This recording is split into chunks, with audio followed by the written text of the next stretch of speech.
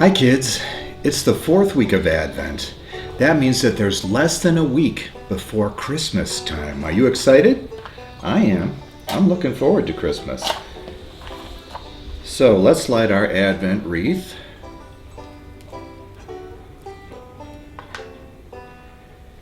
We'll first light the first candle. Remember the first week of Advent? The second week of Advent? The third week, which was Gaudete, the day of rejoicing, the week of rejoicing, and now the fourth week of Advent. During this Advent season, we have been looking at different Bible stories near the end of the Old Testament. One of those stories is the story of Esther, who was a Jewish girl who was brought into the palace by King Xerxes, the Persian emperor, and he made her his new queen. King Xerxes also made a man named Haman. He put him in charge, second in command of the whole Persian Empire, and that man Haman was a bad man. He tricked the king into writing a law that all the Jewish people should be put to death. And so now Queen Esther is going to approach the king to ask him to save her people. And by doing that, she's putting her own life at risk. Let's watch what happened. Queen Esther asked her cousin Mordecai to tell all the Jews to pray and fast for 3 days, and then she would approach King Xerxes to ask for mercy for her people. On the third day, Esther put on her royal robes and stood in the inner court of the palace in front of the king's hall. When the king saw her, he was pleased and held out his golden scepter to spare her life. "What is your request?" he asked. "Even if you ask for up to half the kingdom, I will give it to you." "I would like to invite the king and Haman to a special banquet I have prepared," Esther replied. So the king and Haman went to the banquet Esther had prepared. "What is your request?" the king asked. "I would like to invite the king and Haman to another banquet tomorrow. Then I will answer the king's question."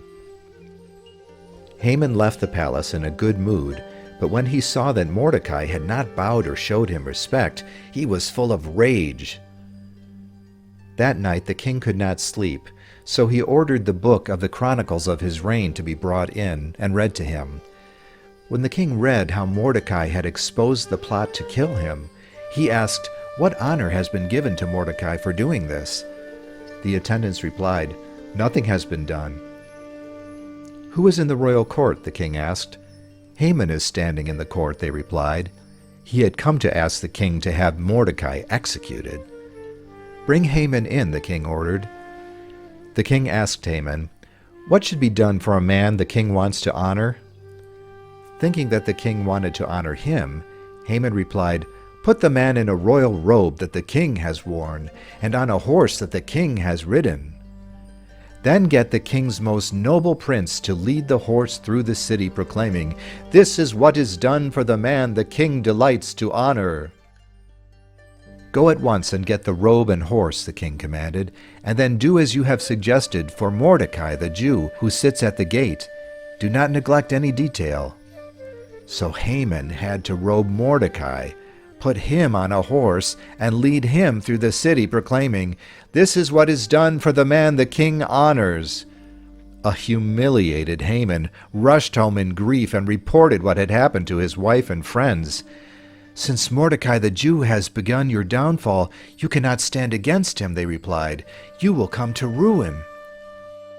At that moment the king's servant arrived to take Haman to the banquet that Esther had prepared for him and the king. As they were drinking wine, the king asked Esther, "What is your request?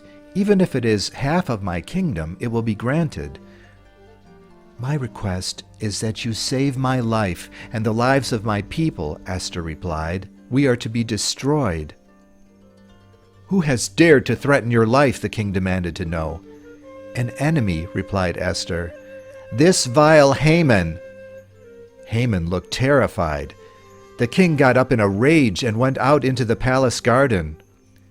Haman started begging Esther to save his life. The king returned to find Haman falling on the couch where Esther was reclining. The guards were called to seize Haman. The king ordered them to take Haman away and execute him. That day, the king gave Esther everything that Haman had. Esther told the king that she was related to Mordecai. The king gave Mordecai Haman's signet ring, and Esther appointed him to look after Haman's riches and possessions. Esther fell at the king's feet, weeping and begging him to put a stop to the evil plan to kill the Jews. If it pleases the king, let an order be written overruling Haman's plan. The royal secretaries were called. A new law was written giving the Jews the right to gather and defend themselves if anyone attacked them. They could also plunder the properties of their enemies. When Mordecai left the palace, he was wearing a royal purple robe and crown. The Jews celebrated the news, and their enemies became afraid of them. Ever since then, the Jews have celebrated the Feast of Purim to remember how God saved his people through Queen Esther. It is a day of feasting and joy, and people give presents to each other, much as we do at Christmas time.